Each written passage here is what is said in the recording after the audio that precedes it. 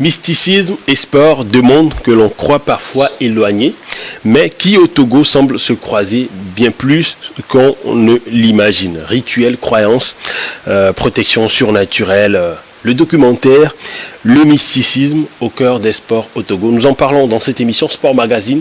Bonjour, bonsoir à vous, nos chers téléspectateurs et chers internautes de New World TV. Un plaisir d'avoir votre attention. N'hésitez pas à liker cette émission et à la partager autour de vous. Alors, pour en parler, nous avons le réalisateur de ce documentaire, de ce chef-d'œuvre sur ce plateau, Emmanuel Diotoglo. Vous êtes journaliste sportif, mais vous êtes également réalisateur. Et vous êtes le réalisateur sur ce documentaire, le mysticisme au cœur des sports au Togo. Un plaisir de vous avoir, Emmanuel. Oui, c'est le plaisir est partagé. Helmut, l'occasion également de saluer tout le personnel de la télévision New World. C'est un honneur pour moi d'être avec vous aujourd'hui en tant qu'un invité. Voilà. Oui.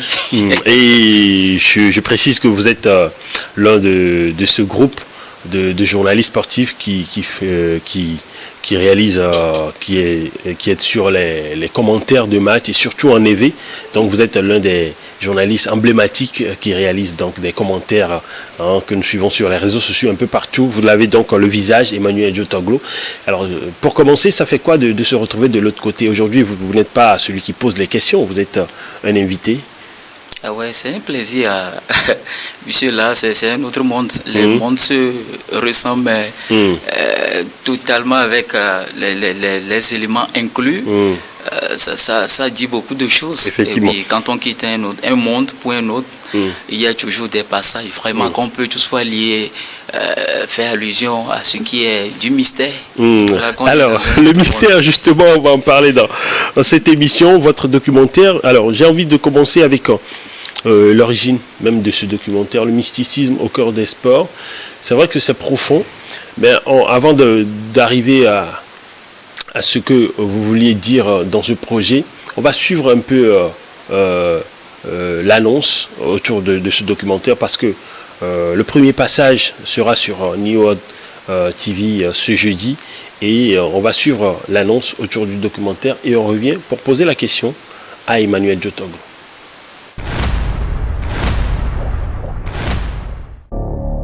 Ici, le football dépasse les limites du sport. Ce qui se joue dans l'invisible.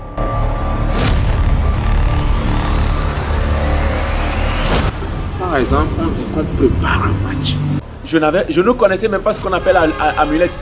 Si on n'a pas encore marqué et la cancelle apparaît, c'est que nous allons marquer. Ils attachent le nom du joueur et ils déposent sur lui. Durant tout le match, il ne va pas se retrouver. Déjà,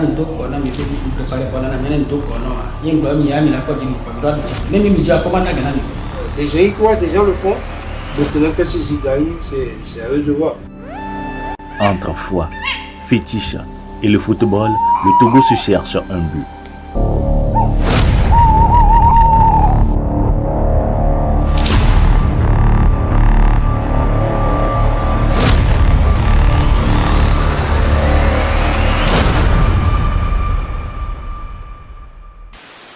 Alors, vous l'avez compris, bientôt sur vos chaînes New World TV, ce documentaire, le mysticisme au cœur des sports au Togo. Et on a sur le plateau, je le dis encore, Emmanuel Diotoglo, le réalisateur. Alors, Emmanuel, d'où vous êtes venu l'idée de pouvoir réaliser un tel documentaire? Parce que vous êtes journaliste sportif, ou parce que vous avez, en tant que journaliste sportif, vous avez déjà eu à voir des choses qui vous ont donné cette impression qu'il y a un mysticisme autour du sport? Ouais, comme vous venez de le dire, en tant que journaliste sportif, je côtoie beaucoup de personnes, surtout dans le monde sportif. C'est-à-dire les acteurs, des stars. Les acteurs, surtout, Okay. Les présidents des clubs, les joueurs, les entraîneurs. Mais ce qui m'a plus marqué sur ces différents terrains ou sur ces différents aspects est que à toute fois où un joueur doit rentrer sur un terrain de jeu ou bien l'aire de jeu, ils ont quelques aspects, quelques gestes à faire, prier, faire des signes de croix. Certains ils utilisent de l'eau. Mais en dehors de ça, il y a également l'aspect des présidents qui, sur l'organisation, ils sont bien présents.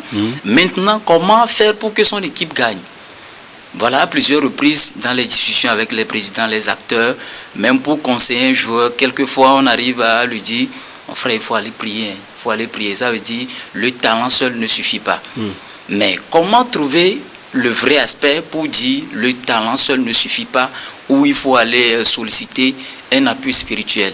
Donc, dans tout cet ensemble, j'ai essayé de cogiter, de faire quelques va-et-vient avec les présidents.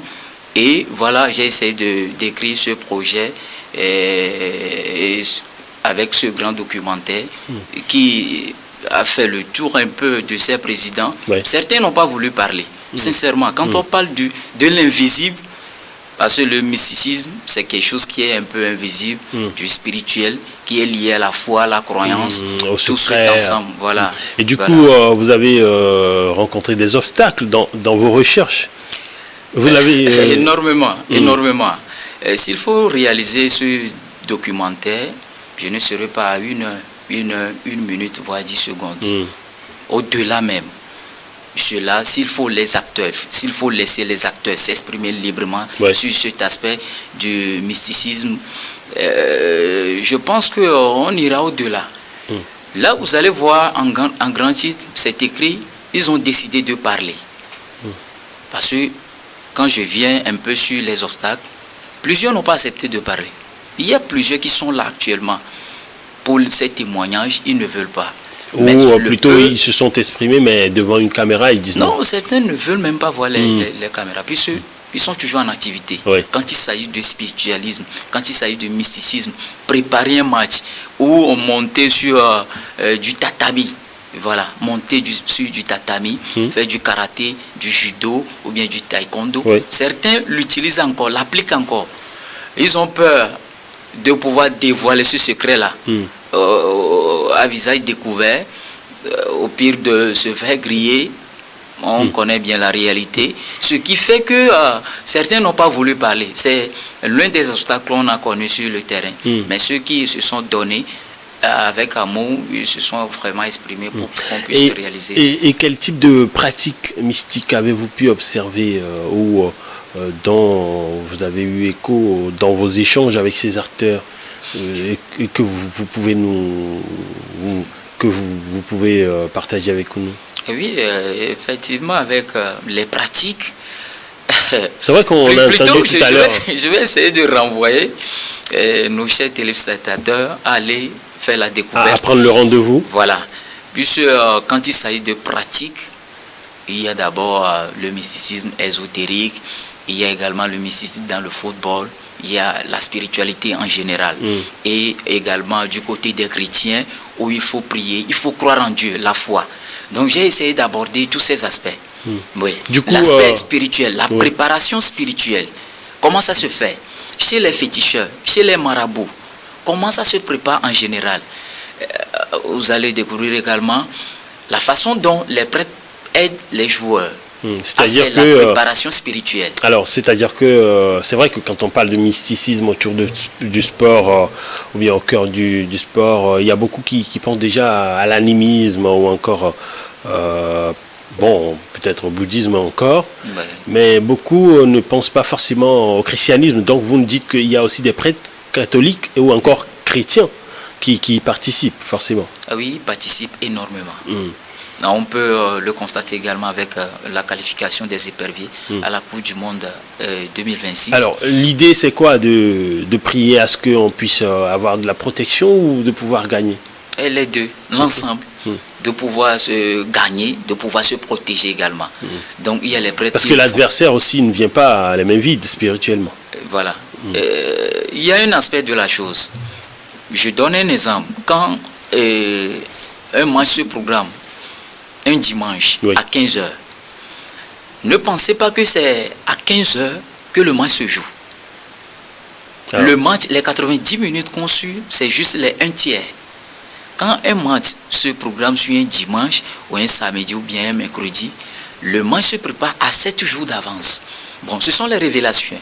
Ce sont les révélations des témoignages. Incroyable. Tout ce que les féticheurs ont dit. Et les préparations se font à 7 jours. Donc, il faut respecter des consignes, ne pas manger de piment, il y a des conditions par ici. Certains y croient et ça donne, et puis ça marche. Nous, en tant que spectateurs, c'est seulement que les 90 minutes on dit tel a marqué, tel n'a pas marqué. Mais la réalité, ça se joue à l'invisible. Alors, le visible et l'invisible marchent de pair. Alors maintenant, est-ce que au-delà des entraîneurs, au-delà des entraîneurs, parce que vous parlez des entraîneurs, mais également des présidents, est-ce que des joueurs, pas uniquement des footballeurs, hein, puisque vous avez abordé tous les sports, enfin beaucoup de sports, est-ce que des acteurs sportifs eux-mêmes, c'est-à-dire les joueurs, ont accepté s'exprimer? Vous en avez eu? Oui, des joueurs. Dans quelle discipline, par exemple? Des joueurs, oui. Oui. Mais ce sont des anciens joueurs. Ok. Ouais. Ils ont vécu, ils ont eu de l'expérience en termes de pratique, de spiritualité pour pouvoir jouer tranquillement sur un terrain de football. Également, au niveau de taekwondo. Et dans ce mysticisme, dans ces pratiques, est-ce que il y a un rôle réservé à la population ou encore aux supporters? Oui, les supporters y participent énormément. Surtout, il y a un président qui a révélé cet aspect de la chose où si un club, un président, un dirigeant ou bien un joueur ou encore un entraîneur refuse de préparer un match, les supporters eux-mêmes s'en vont préparer ce match pour ce club. Okay. Parce qu'ils sont là, je prends l'exemple des clubs préfectoraux, ou bien des clubs régionaux, oui. Je donne l'exemple de Semassi, exemple de la JCA, exemple de Asfosa, des clubs qui sont liés à leur localité. Quand vous refusez de préparer vous-même les acteurs, les supporters iront chercher cette victoire pour vous. Alors, pensez-vous que ce documentaire sera bien accueilli dans le milieu sportif ou encore au sein du public? J'y crois fermement. Le débat vient à peine de... Je viens à peine de lancer le débat. Oui. C'est juste la partie, la première partie de mon documentaire. Je pense aller au tréfonds. Mais les obstacles sont vraiment énormes. Et je pense très bien que voilà, ils vont bien l'accueillir. Puisque quand on parle du spiritualisme, du mysticisme, c'est quelque chose qui est caché au tréfonds de la forêt où le mal se joue ailleurs. Le mal ne se joue pas que sur le terrain. Justement, en parlant de secret, souvent on sait que pour des documentaires pareils, il y a des pressions. Est-ce que vous avez subi des pressions ou bien des menaces par rapport au fait de vouloir divulguer ces informations autour de cette pratique? Divulguer les informations, il y a certaines pratiques qui se font. C'est-à-dire, avant de prendre ces informations, tu dois passer par des rites, des rituels, où on t'accorde le droit pleinement d'aller divulguer l'information. Ou c'est ce qui a été également quelques-uns des obstacles qu'on a suivis. Où vous êtes obligé, avant de rentrer dans certains temples, il faut passer par ici avant d'avoir des informations. Et pensez-vous qu'aujourd'hui que vous avez pu avoir gain de cause et si vous avez un message à passer, c'était quoi au départ lors de la conception même de ce projet et de sa réalisation? Oui, l'information est que, vous savez, nous sommes en 2025, rien ne sera plus caché au commun des mortels. Puisque des fois, on accuse les acteurs sur le terrain. C'est bien vrai que on a cet aspect en tant qu'Africain où il faut préparer forcément les matchs. Est-ce que ça se fait seulement uniquement en Afrique? Non. Pour le moment, on est vraiment concentré sur le Togo. Et ça se révèle aux yeux du monde que voilà, les matchs se jouent ailleurs. Donc ce sont les raisons premières d'aller chercher ce qui est caché. Et de divulguer aux yeux du monde que les matchs se préparent ailleurs et que la grande partie ne se joue pas sur le terrain. Effectivement. Mais le contraire est que certains nous ont prouvé par A plus B que le match ne se joue pas seulement que sur du spiritualisme ou bien sur du mysticisme. Il faut travailler. Voilà. Il faut travailler. Associer le sport associer d'abord le talent au mysticisme. Et vous pensez au spirituel. Voilà. Ce qui fait que certains sont allés jusqu'à nous donner des exemples du cas du Bénin, du Nigeria, du Ghana, où ces peuples entre griffes sont très très forts en termes du spiritualisme ou bien du mysticisme.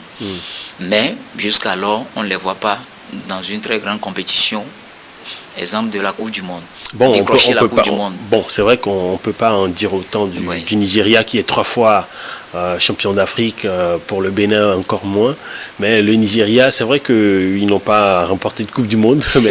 mais bon, toujours est-il qu'aujourd'hui, vous avez réalisé un chef-d'œuvre qui a associé le spirituel, qui a montré aux yeux du monde que le spirituel existe bien et bel et bien dans les sports.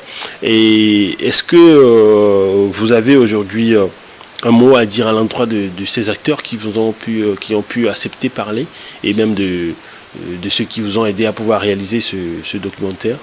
Oui, énormément.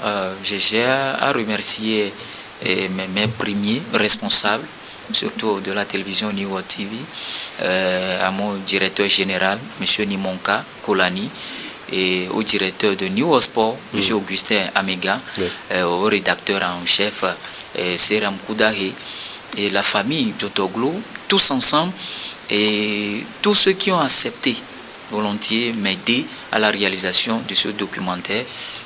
Il y a certains qui nous ont promis, nous ont donné des rendez-vous, mais ça n'a pas été fait. Et je tiens également à leur remercier vivement, puisque ça n'a jamais été facile. Pour réaliser quelque chose, ça n'a jamais été facile.